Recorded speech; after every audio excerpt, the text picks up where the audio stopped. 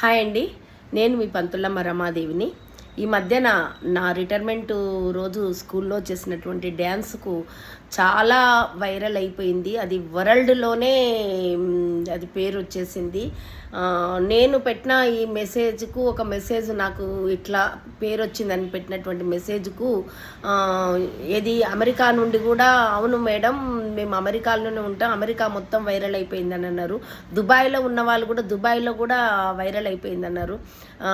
ఇంత వైరల్ అయిపోయినటువంటి ఈ సాంగ్ వల్ల అసలు అన్ని టీవీలలో కూడా నా గురించి మొత్తం కూడా నా గురించే మాట్లాడుకోవడము, ఎవరి రమాదేవి ఇంత రిటైర్మెంట్ రోజు కూడా ఇంత హ్యాపీగా ఎంజాయ్గా పిల్లలతో కలిసి డ్యాన్స్ చేసి రిటైర్ అయింది. తన మనసులోని బాధ ఎంత ఉన్నా కూడా దాచుకుంటూ పైకి నవ్వడం, డ్యాన్స్ చేయడం అనేది గ్రేటు అని చెప్పడం జరిగింది.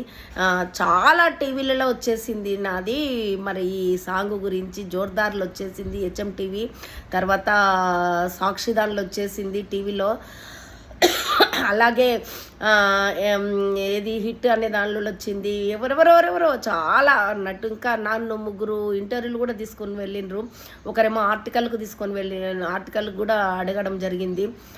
ఏబిఎన్, సాక్షి, ఇది V6 వాళ్ళ, ఐటీవీ వాళ్ళు కూడా నాతోని ఇంటర్వ్యూ తీసుకొని వెళ్ళారు. ఇలా ఈ విధంగా టీవీలలో హల్చల్ అయిపోయి మారుమోగుతున్నటువంటి ఈ పంతులమ్మకు ఒకటే నేను మాట్లాడేది, ఒకటే, ఇంత వైరల్ అయ్యి నాకు ఇంత పేరు తెచ్చినందుకు నాకు ఒక సడన్గా ఈ 5-6 రోజుల్లోనే నాకు 6,000 మంది సబ్స్క్రైబర్స్ని పెంచింది, అది ఫాలోవర్స్ని పెంచింది.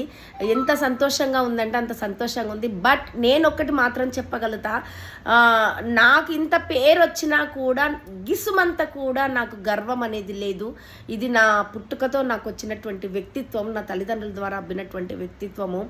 ఒకప్పుడు నేను శాలరీ జీతం చేస్తున్నప్పుడు 398 రూపాయల ఉద్యోగం వచ్చినప్పుడు ఎలా ఉన్నానో, ఇప్పుడు నేను రిటైర్ అయ్యేసరికి ₹1,00,000 జాబు ఎత్తుకుంటున్నప్పుడు కూడా నేను అలాగే ఉన్నాను. ఏనాడు కూడా గర్వము, అహంకారం అనేది నా కనుచూపు మెరల్లో కూడా తీసుకురాలేదు.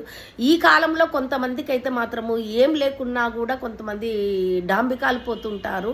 కొంత పేరు వచ్చేసరికి నా అంతోళ్ళు లేరు అని చెప్పి మిగతా వాళ్ళని చులకన చేసి మాట్లాడడం, చిన్న చూపు చూడడం లాంటివి కూడా చేస్తుంటారు. కానీ నేను అలాంటి వ్యక్తిని అయితే కాదండి. నా లైవ్లో కూడా చూడండి, పంతులమ్మ ముచ్చట్లు అని ఉంటుంది. ఆ పంతులమ్మ ముచ్చట్లో నేను ఎలా మాట్లాడతానని చూడండి.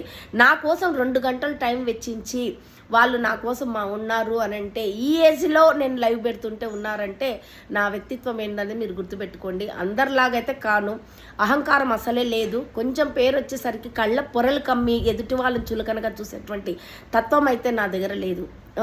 ఎంత ఏం చేసినా కూడా అదంతా కూడా మీ అందరి అభిమానంతో నాకు వచ్చింది అనేటువంటిది మాత్రం నేను తప్పనిసరిగా మీ అందరి అభిమానమే నన్ను ఇంత ముందుకు తీసుకువెళ్తుందని నేను అనుకుంటున్నాను.